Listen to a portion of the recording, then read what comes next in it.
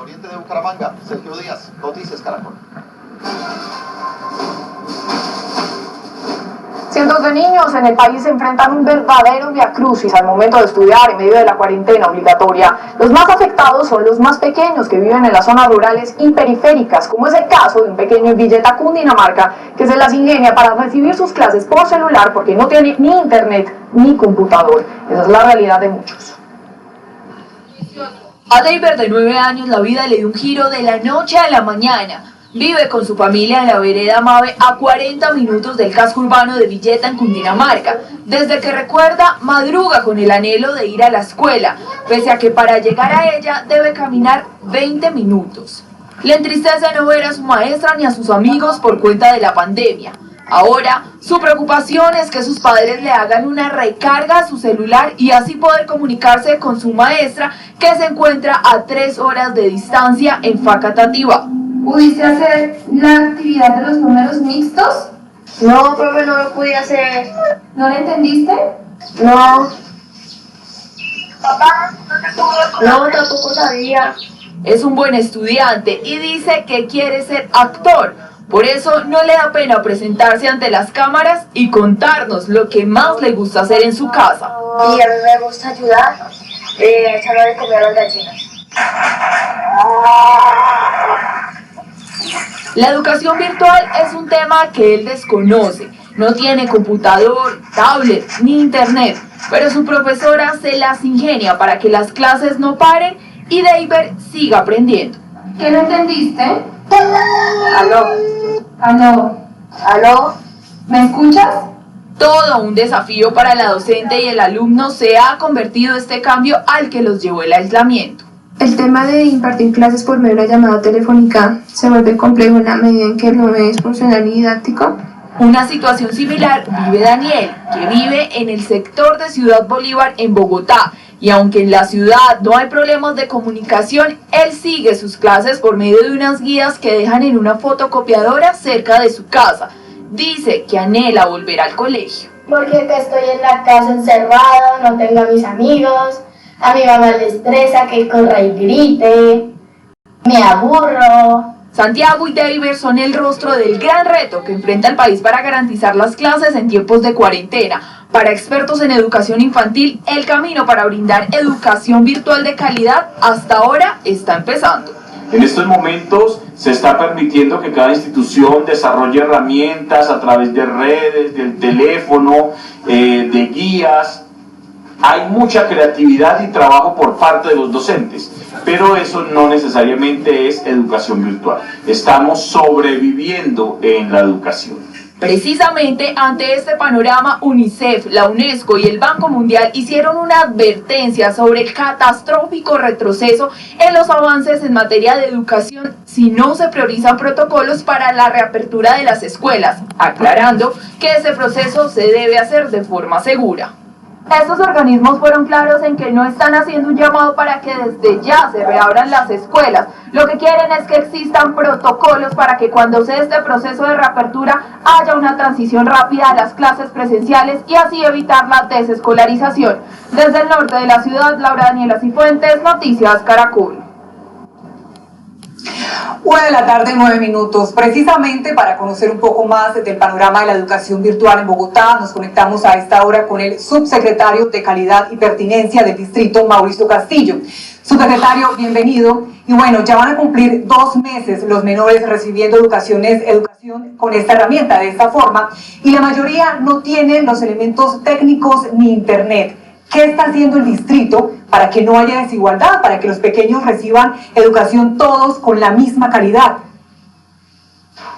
Buenas tardes, muchas gracias por la invitación. Sí, el distrito viene adelantando algunas acciones. Sabemos y somos conscientes de que muchas de nuestras localidades, muchos de nuestras familias, nuestros niños, niñas, efectivamente tienen dificultades.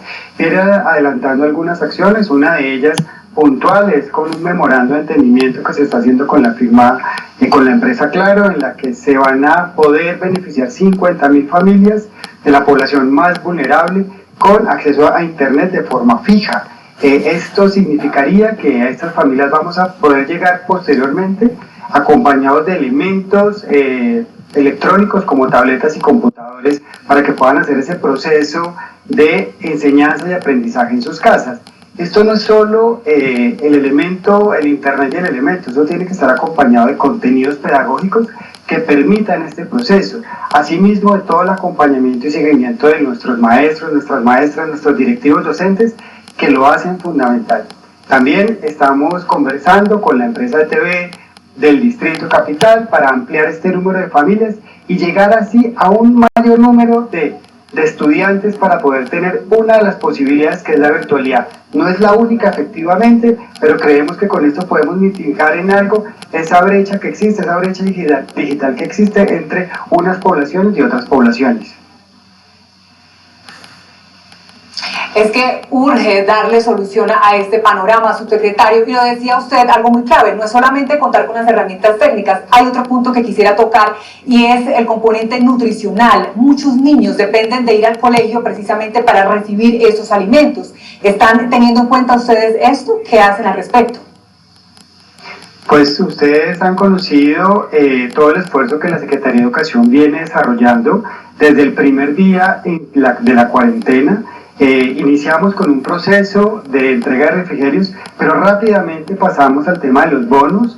Hoy casi 700.000 estudiantes están recibiendo bonos que pueden ser redimidos en más de 600 puntos de nuestros supermercados y cadenas, en la que pueden comprar alimentos, solo y exclusivamente alimentos, para atender esta situación. Esto es una estrategia que adelantó la Secretaría de Educación y que está llevando de la mano con algunos de nuestros aliados estratégicos para poder llegar efectivamente a todo este número de familias.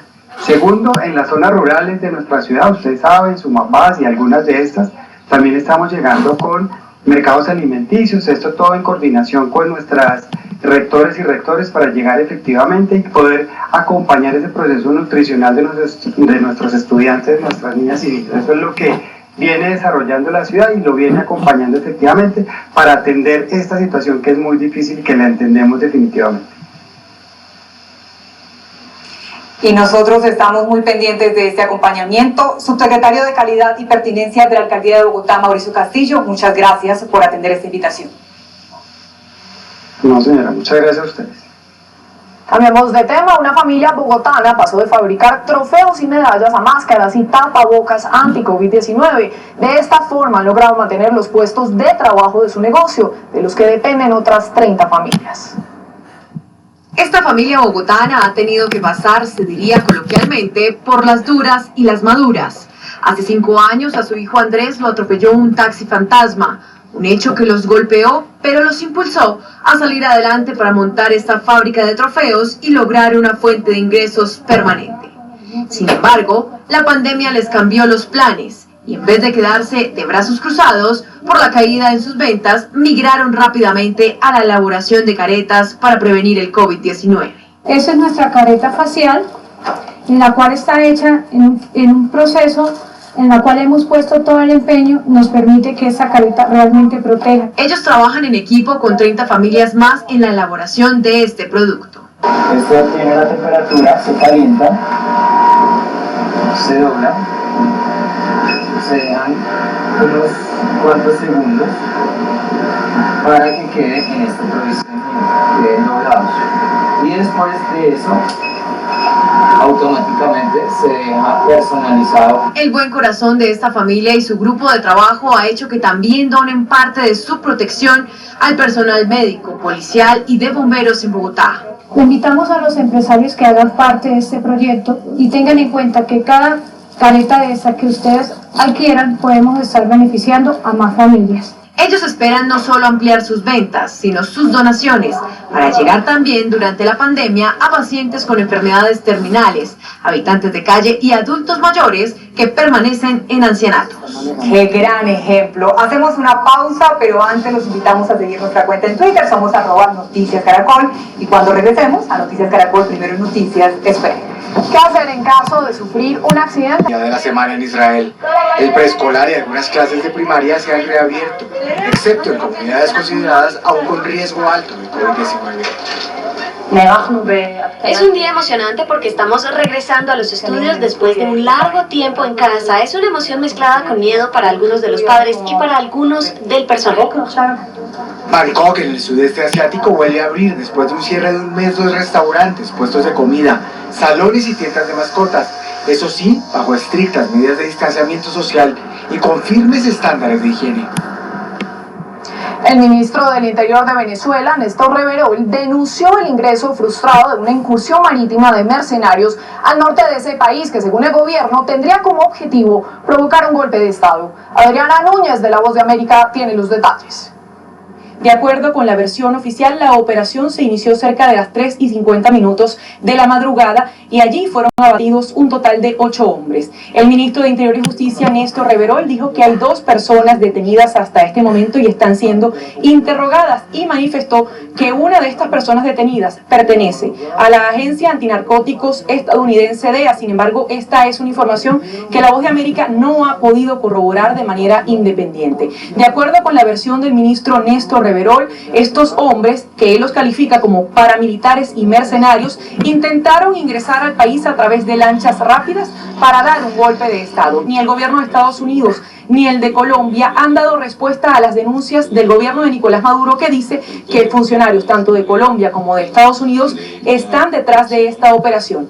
Tampoco el gobierno interino de Juan Guaidó se ha manifestado ni a través de redes sociales ni a través de comunicados. Desde Caracas, Venezuela, les informa Adriana Núñez Rabascal de La Voz de América para Noticias Caracol. Más de 30 hermanas de la caridad de una casa religiosa de Poznań, en Polonia, resultaron infectadas con COVID-19. Solo una de las monjas resultó negativa para la presencia de este virus. La casa religiosa de San Vicente de Paúl fue puesta en cuarentena. El director de la estación sanitaria aseguró que la fuente de infección fue una monja que llevó este virus al monasterio. En su mensaje dominical, el Papa Francisco hizo un nuevo llamado desde la Biblioteca del Vaticano a la comunidad científica y a los gobiernos del mundo para mantener la cooperación internacional en los avances que permitan contrarrestar el COVID-19. Es importante unir las capacidades científicas en una forma transparente e imparcial para hallar vacunas y tratamientos y garantizar el acceso universal a tecnologías esenciales que le permitan a cada persona infectada en el mundo recibir el tratamiento médico necesario. Tropas norcoreanas efectuaron múltiples disparos contra Corea del Sur a la altura de la zona desmilitarizada que divide la península, lo que provocó una respuesta del ejército surcoreano. Este inusual tiroteo se produjo un día después de que Kim Jong-un apareciera en público por primera vez en 3 semanas, tras especulaciones y rumores en el extranjero sobre su estado de salud. Un puesto de guardia surcoreano fue alcanzado por varios disparos del norte, pero no hubo víctimas, según los reportes oficiales. Desde Irán, el secretario del Consejo de Seguridad Nacional de esta nación hizo una advertencia sobre las presiones que están ejerciendo Estados Unidos para mantener el embargo que pesa sobre ese país para la venta de armas. Con este trino, aseguró que el pacto nuclear que firmó en 2015 su nación podría morir de no levantarse en octubre próximo. Esta medida, contemplada en la resolución 2231 del Consejo de Seguridad de las Naciones Unidas. Esta semana, el secretario de Estado de Estados Unidos, Mike Pompeo, confirmó que está buscando la prolongación de esa restricción en ese organismo internacional. I want to send my condolences, first of all. Solidaridad y valentía son las palabras que describen a una mujer huitoto en Brasil de 32 años, quien decidió apoyar la lucha contra el coronavirus en la alejada zona de la Amazonía en la que vive. Así inicia el día de Wanda Ortega, una auxiliar de enfermería de 32 años que decidió donar su tiempo libre para proteger a su comunidad del COVID-19. No tenemos ninguna ayuda aquí, soy yo quien hace este trabajo de ayudar a nuestros familiares. Parque de las Tribus es la comunidad en la que habita ella y cerca de 2.500 indígenas de más de 35 etnias en condiciones poco favorables. Estoy aquí sin nada y si estoy enfermo, ¿voy a ir caminando al hospital? Las personas mayores ya no pueden salir. En medio de la selva que los rodea, Wanda se las arregla para llegar diariamente a monitorear a sus pacientes. Estou monitorando mais de 40 pessoas na comunidade. Monitoreo a más de 40 personas en la comunidad y 5 casos más graves. Muchos no toman medicamentos porque no pueden ir a buscarlos. Con su celular, esta mujer Huitoto hace el puente entre pacientes y doctores de Sao Paulo, que gracias a ella pueden practicar la telemedicina en esa apartada zona de Brasil. Y el día en imágenes nos trae, ya lo vamos a ver, a los migrantes en la Corte Suprema de Israel en una audiencia para determinar si el primer ministro Benjamin Netanyahu, acusado de corrupción, podrá formar un nuevo gobierno. Una decisión contra Netanyahu probablemente desencadenaría en las cuartas elecciones en este país. Un grupo de migrantes aborda un ferry en el puerto de Mitilene para ser transferidos desde la isla de Lesbos a la tierra firme griega en Moria. Human Rights Watch advirtió sobre una posible crisis de salud si no se intensifica la descongestión de los campamentos de refugiados. Y también manifestantes del grupo Extinction Rebellion usan una máscara de gas en la puerta de Brandenburgo con motivo del día del overshoot de la Tierra. El Día Mundial del Agotamiento. Dicen que si el mundo fuera a consumir los recursos como lo hace Alemania, ya estarían agotados este 3 de mayo. No es la primera crisis que enfrentan, si bien la actual pandemia mundial no se parece a la guerra en Siria. Dunia, Emad y Mohammad, refugiados en Francia, dicen que sus dolorosas experiencias de violencia y exilio los están ayudando a enfrentar la ansiedad causada por el nuevo COVID-19. En el momento en que comenzaron las órdenes de confinamiento en Francia, Mohammad Hijazi dijo que pensó en lo que había aprendido al vivir en medio de la guerra y los días oscuros de su detención de 3 meses por el régimen sirio. Nosotros como sirios o cualquiera que haya vivido un periodo de exilio, se podría decir que la mayoría de las sociedades de Medio Oriente, pero somos el caso más reciente. Creo que nuestra gente estaba preparada para lidiar con este tipo de situaciones. Mantener una rutina estricta ayuda, dijo este cineasta de 31 años de Damasco, que fue retenido por sus opiniones políticas entre 2012 y 2013. En estos tiempos difíciles, vivir en una democracia también es tranquilizador para Dunia Al-Dahan de Damasco, quien no deja de expresar el miedo que produce la enfermedad. Estoy acostumbrado a los peligros que puedo ver, peligros tangibles. Cuando estábamos en Siria podíamos ver a las fuerzas de seguridad, conocíamos los puntos de control, podíamos ver los aviones de combate, podíamos escuchar la artillería. Estaba perturbada por el miedo a algo que no podía ver. En Siria, Emad Soshara, un chef damasquino, era dueño de una empresa de transporte, pero tuvo que encontrar un nuevo comercio cuando la guerra lo obligó a huir. No estoy en condiciones de dar consejos, pero mientras haya un futuro, habrá algo nuevo que esperar. Mientras la vida continúe, no debemos permitir que los obstáculos nos detengan. En estos días de desespero causado por los confinamientos en el mundo, estos refugiados muestran que la resiliencia es la clave para salir adelante en tiempos de crisis. 1:34 p.m, volvemos con noticias de Colombia. En Fusagasugá, Cundinamarca, se confirmaron 4 nuevos casos de COVID-19. Según las autoridades, se trata de integrantes de una misma familia quienes habrían adquirido el virus a través del padre, quien trabaja como transportador de alimentos en Corabastos. Los 4 integrantes de una familia en Fusagasugá resultaron contagiados con COVID-19, al parecer a través del padre de la familia, que trabaja como transportador y quien había presentado síntomas relacionados con el coronavirus, según lo explicó el alcalde del municipio de Fusagasugá. Viaja 2 veces a la semana a Bogotá, a Corabastos. Este hombre dio negativo en la prueba, lo que indica que él ya se recuperó, pero que sin embargo contagió a su familia. Las 4 personas están con síntomas leves, están en su casa, están aislados. El alcalde de este municipio indicó que ya se hizo el control necesario para evitar la propagación entre su círculo cercano. Sabemos con quién tuvo trato, hemos aislado a las personas y tenemos todo bajo control. También el hospital de Fusagasugá, con la ayuda del gobernador, subimos a 50 camas de UCI. Por su parte, Corabastos afirmó que ya han realizado varias jornadas de limpieza y sensibilización para evitar nuevos casos dentro de la central. En estos momentos en Corabastos se realiza una tercera jornada de lavado, limpieza y desinfección dentro de los locales de la central. De hoy, de las 13 bodegas comunales que tenemos, cada una tiene 300, 400, 200 comerciantes, a un total de 3.928 locales en esas 13 bodegas, y todas las bodegas fueron lavadas. Y reabrirá sus puertas este domingo a las 4 de la tarde para recepcionar más de 13.000 toneladas de alimentos que garantizarán la seguridad alimentaria del país. En el departamento de Bolívar continúa creciendo la cifra de casos de COVID-19. 2 de los contagiados son 2 vendedores que trabajaban en la plaza de mercado en Cartagena. Por eso vamos a ir con Yesenia Carrillo. ¿Cuál es el estado de salud de estos 2 hombres? Buenas tardes. Lo que informa la Secretaría de Salud Departamental es que estos 2 hombres vendedores del mercado de Basurto no presentan complicaciones en su estado de salud. Ellos están recibiendo atención médica por parte de la EPS en sus casas donde están aislados. En el reciente informe del PMU de la Secretaría de Salud de Bolívar, se confirma que ya son 2 los casos de vendedores del mercado de Basurto de Cartagena contagiados con coronavirus. Se trata de 2 hombres que viven en los municipios de Turbaco y Santa Rosa, quienes viajaban todos los días a trabajar en la plaza de mercado. Se encuentran cumpliendo con el aislamiento domiciliario, así como sus contactos entre ellos. La Gobernación de Bolívar viene a través de su Secretaría Departamental de Salud, articulando con la EPS y la Secretaría Municipal respectiva, que se le haga el cerco epidemiológico, haciendo el seguimiento estricto a cada uno de sus contactos para evitar que se siga difundiendo la enfermedad. En este video grabado por un ciudadano, se observa la falta de control en la principal plaza de mercado de la ciudad, donde concurren diariamente cientos de compradores. ¿Cómo está la gente? La gente está normal, monotaxi normal, mira, aglomeración. Líderes gremiales del mercado de Basurto piden medidas urgentes a la administración distrital.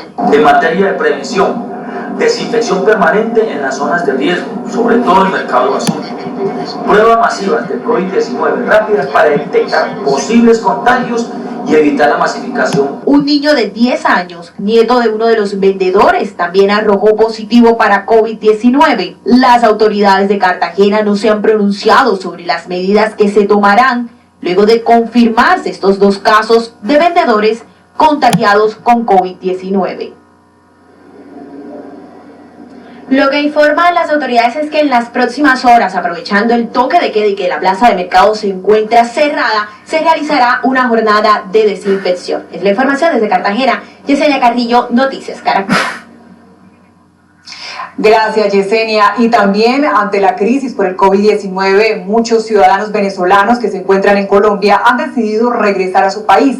Sin embargo, Migración Colombia ha identificado empresas transportadoras que no cuentan con los requisitos para operar. La Procuraduría ya hizo un llamado pidiendo que se cumpla con el estricto protocolo para el traslado de los migrantes. Largas filas de buses con migrantes venezolanos buscando retornar a su país se han visto en las últimas semanas, razón por la que la Procuraduría General de la Nación emitió la Directiva 17 en la que se ordena a gobernadores y alcaldes cumplir con las garantías de los migrantes que quieren dejar el país. Se respeten los protocolos de bioseguridad y asimismo que se cumpla con las normas de tránsito. Por eso estamos pidiéndole a las autoridades municipales y departamentales que coordinen con Migración Colombia, con Policía de Tránsito y Transporte, para que estos operativos se puedan dar de manera fluida y sin afectar los derechos de las personas. La debida organización en estos procesos evitará los represamientos en la frontera y que haya una eventual emergencia sanitaria. Las autoridades aseguran que no todas las transportadoras están cumpliendo con los requisitos. Que están jugando con las expectativas de los migrantes, primero cobrando unos precios que no son los autorizados, usando unas transportadoras que no tienen los permisos suficientes. Ya hay 15 de ellas investigadas por Migración y otro tanto por la Superintendencia de Transporte. Por eso es importante coordinar fecha y hora del viaje con cada alcaldía y así evitar aglomeraciones. El retorno de ciudadanos venezolanos a su país depende de la capacidad que tiene Venezuela para recibir a sus connacionales. Diariamente solo pueden cruzar 300 personas, no por disposición de Migración Colombia, sino por las autoridades de ese país que han fijado ese cupo. Las personas que viajen sin autorización, incluso si cuentan con permiso especial de permanencia, tendrán sanciones como la deportación o expulsión y la pérdida de este documento. Y en esta época en la que pasamos más tiempo en nuestros hogares, es común que se presenten situaciones como accidentes caseros. Conocimos la historia de una persona que sufrió un accidente mientras trabajaba desde su casa. ¿Qué hacer entonces en estos casos? Aquí les contamos. ¿Debo acudir a la EPS o a la ARL? Eso fue lo que se preguntó Edgar Álvarez cuando su tía se resbaló y cayó al suelo mientras trabajaba desde casa.